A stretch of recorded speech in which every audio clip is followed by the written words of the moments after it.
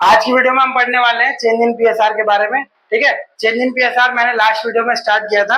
अगर आपने वो वीडियो नहीं चेक की है तो आप जाके चेक कर सकते हैं। ठीक है, उसमें मैंने आपको बताया था चेंज इन पीएसआर क्या होता है, कब होता है चेंज इन पीएसआर, ठीक है, किस किस सिचुएशन में चेंज इन पीएसआर होता है बिजनेस में, और जब चेंज इन पीएसआर होता है तो कौन कौन सी एडजस्टमेंट हमें करनी होती है। ठीक है, ये सारी चीजें मैंने लास्ट वीडियो में कवर कर दी थी। ठीक है, अब हमें एडजस्टमेंट जो करनी होती है उसमें से पहली एडजस्टमेंट जो थी determination of sacrificing ratio and gaining ratio, वो टॉपिक भी मैंने फर्स्ट वीडियो में कवर किया है।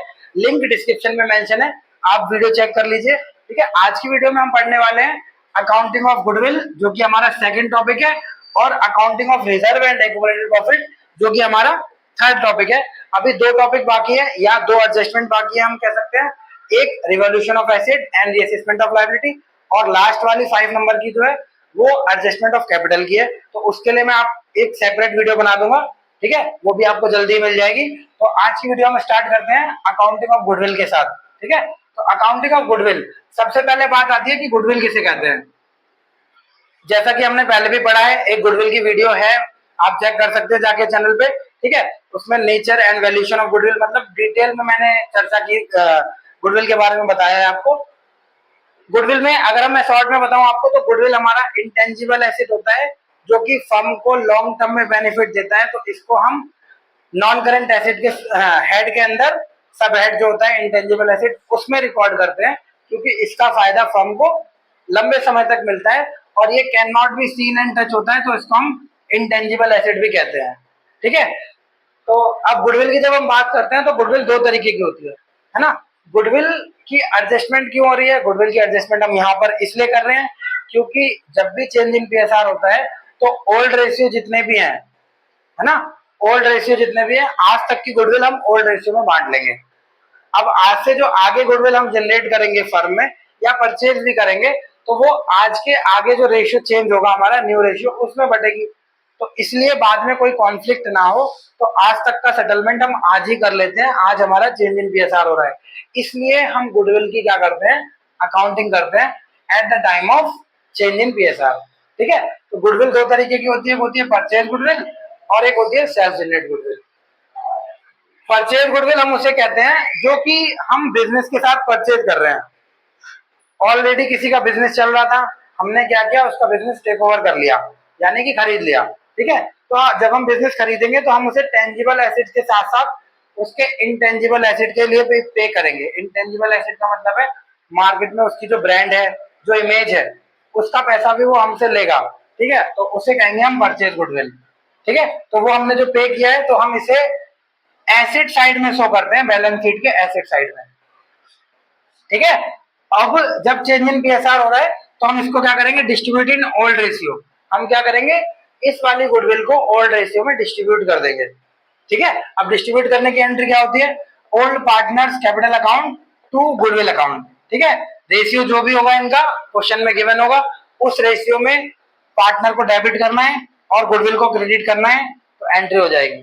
ठीक है ना, तो ये हो गया हमारा परचेज गुडविल का ट्रीटमेंट हो गया। उसके बाद नरेशन लिख देंगे, old goodwill distributed in old ratio. तो ये हो गया हमारा परचेज गुडविल का ट्रीटमेंट। परचेज गुडविल का या उस गुडविल का जो कि बैलेंस शीट में शोन है at the time of change in PSR. ठीक है, तो ये हो गया। अब आते हैं सेकंड गुडविल जो हमारी होती है सेल्फ जनरेट गुडविल।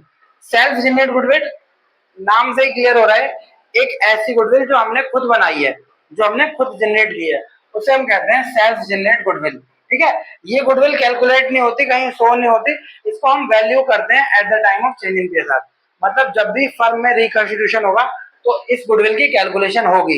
ये ऑलरेडी मेंशन नहीं होती कहीं भी, अगर होगी भी मेंशन तो एडिशनल में इंफॉर्मेशन में होगी, बुक्स में नहीं होती मेंशन। ठीक है, तो अब यहाँ लिखा हुआ है value at the time of change in PSR. ये वाली गुडविल चेंज इन पीएसआर के वक्त क्या करते हैं, वैल्यू करते हैं, और इसको हम डिस्ट्रीब्यूट करते हैं सैक्रिफाई और गेनिंग रेशियो में।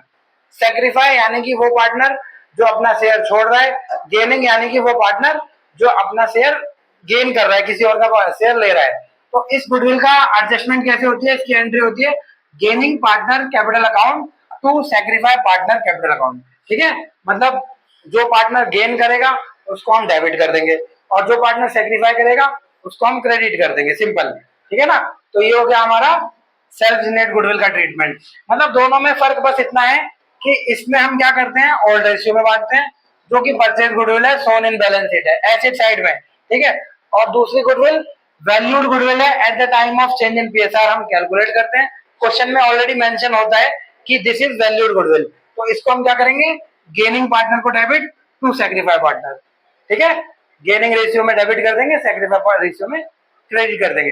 तो ये हो गया हमारा नरेशन, मैंने लिखी है यहाँ पर valued goodwill distribute in partner, ठीक है। तो ये हो गया हमारा second topic accounting of goodwill का।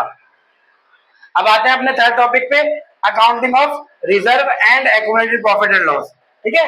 रिजर्व यानी कि प्रॉफिट का वो पार्ट जो हमने डिस्ट्रीब्यूट नहीं किया था या खर्च नहीं करा था, फ्यूचर के लिए हमने सेव करके रख लिया था, ठीक है। उसके बाद एक्यूमुलेटेड प्रॉफिट एंड लॉस भी है।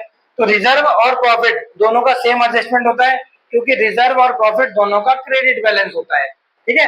ये लायबिलिटी साइड में शो होते हैं। और लॉस और डेफिनेट एक्सपेंडिचर कोई है उसका सेम ट्रीटमेंट है। देखिए यहाँ मैंने लिखा हुआ point, for transfer of reserve and profit, reserve और प्रॉफिट को ट्रांसफर करने के लिए हम क्या एंट्री करते हैं, रिजर्व को डेबिट करेंगे। डेबिट क्यों करा, क्योंकि रिजर्व का क्रेडिट बैलेंस होता है, और जब हम इसको बांटेंगे तो हम इसको डेबिट कर देंगे, ठीक है। उसके बाद प्रॉफिट एंड लॉस को भी डेबिट करेंगे, क्योंकि इसका क्रेडिट बैलेंस है। क्रेडिट बैलेंस का मतलब ये प्रॉफिट है, अगर इसका डेबिट बैलेंस होगा, यहाँ डेबिट बैलेंस लिखा है मैंने, मतलब ये लॉस है, ठीक है। तो रिजर्व को डेबिट करेंगे, प्रॉफिट एंड लॉस अकाउंट को डेबिट करेंगे। वर्कमैन कंपनसेशन रिजर्व अगर आपकी बैलेंस शीट में शोन है और कोई क्लेम नहीं हुआ तो उसे डेबिट करेंगे। इन्वेस्टमेंट फ्लक्चुएशन रिजर्व अगर बैलेंस शीट में है सो लायबिलिटी साइड में है ना, और अगर कोई फ्लक्चुएशन नहीं हुआ तो उसे और इन सबको डेबिट करके पार्टनर्स कैपिटल अकाउंट को क्रेडिट करके ओल्ड रेशियो में पार्टनर्स में डिस्ट्रीब्यूट कर देंगे। तो ये इसका एडजस्टमेंट हो जाएगा। ये सारी चीजें वो हैं जो लायबिलिटी में आती हैं, ठीक है। अब इधर आ जाइए, एसेट वाली है। For transfer of loss and deferred expenditure, loss का होता है डेबिट बैलेंस और डेफरेड एक्सपेंडिचर का भी होता है डेबिट बैलेंस, ठीक है। तो डेबिट बैलेंस को सेट ऑफ करने के लिए हम क्या करते हैं, क्रेडिट करते हैं और पार्टनर कैपिटल अकाउंट को डेबिट कर देते हैं।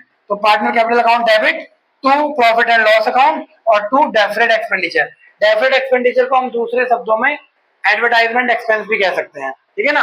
तो एडवर्टाइजमेंट एक्सपेंस दोनों को ऐड करके हम क्या करेंगे, पार्टनर्स पे बांट देंगे, पार्टनर के ओल्ड रेशियो में। तो ये हो गया हमारा third topic, accounting of reserve and accumulated profit and loss, ठीक है। इसके अलावा और भी बहुत सारी चीजें होती हैं, है ना। जैसे मैं कहूं कि अगर क्वेश्चन ये कहता है कि भाई हमें लॉस या रिजर्व का एडजस्टमेंट नहीं करना है, तो हम लॉस और रिजर्व को भी सेक्रीफाई और गेनिंग रेशियो में बांटते हैं। उसकी एंट्री सेम होती है, gaining partner capital account to sacrifice partner, ठीक है। क्वेश्चन अगर ये कहे कि हम अपनी बैलेंस शीट में रिजर्व और प्रॉफिट को कंटिन्यू रखेंगे, मतलब उसको खत्म नहीं करना, तो इसका मतलब ये है कि उसको सेक्रीफाई और गेनिंग में बांटेंगे। एंट्री सेम यही होगी, gaining partner account debit to sacrifice partner, जो कि हमने गुडविल के लिए की है, ठीक है। तो होप आपको ये सारी चीजें क्लियर हो गई होंगी, है ना। आज की वीडियो में हमने कवर किया है point number 2 accounting of goodwill, point number 3 accounting of reserve and accumulated profit, ठीक है। एक वीडियो और बनाऊंगा मैं, उसमें आपको बताऊंगा फोर्थ नंबर पॉइंट जो हमारा है, revolution of assets and reassessment of liability के बारे में, ठीक है। और 5 नंबर जो पॉइंट है एडजस्टमेंट ऑफ कैपिटल के बारे में, ठीक है। तो आप एक बार ये सारी चीजें चेक कर लीजिए। अगर आपको अभी भी कहीं कोई डाउट लगता है तो आप मेरे से कमेंट सेक्शन में पूछ सकते हैं, ठीक है। वीडियो अगर आपको पसंद आई हो तो वीडियो को लाइक कर दीजिएगा, चैनल को सब्सक्राइब कर दीजिए, ताकि आपके आने वाली नोटिफिकेशन आपको, है ना, आने वाली वीडियोस की नोटिफिकेशन आपको मिलती रहे। आपसे मिलते हैं अपनी नेक्स्ट वीडियो में।